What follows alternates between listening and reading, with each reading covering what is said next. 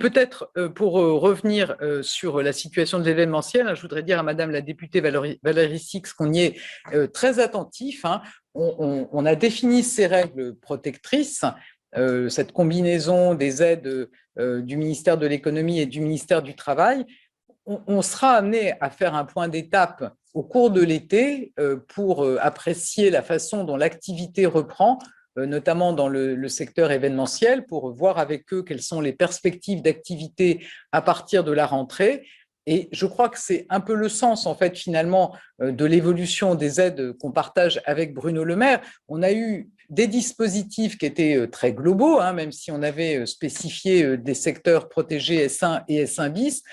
Dans les prochains mois, il va falloir qu'on soit très attentif au cas particulier de certaines entreprises qui pourraient avoir plus de difficultés au moment de la reprise et peut-être avoir des aides plus ciblées sur certaines activités, voire sur certains territoires. Et c'est tout le sens aussi, s'agissant des territoires, du rapport de Jean-Noël Barrot, pour être vigilant sur les territoires qui pourraient être fragilisés dans la crise.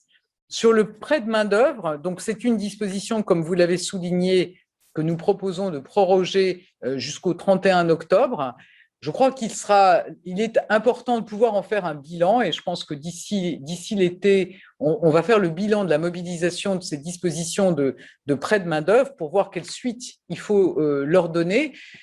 Peut-être de façon générale, moi je crois beaucoup à l'intérêt de permettre des ajustements au sein d'un même bassin d'emploi entre les entreprises qui ont des difficultés et celles qui ont des besoins de recrutement. J'ai mentionné le dispositif transition collective et c'est vraiment l'esprit, pour le coup, moyennant des formations qui peuvent être un peu longues.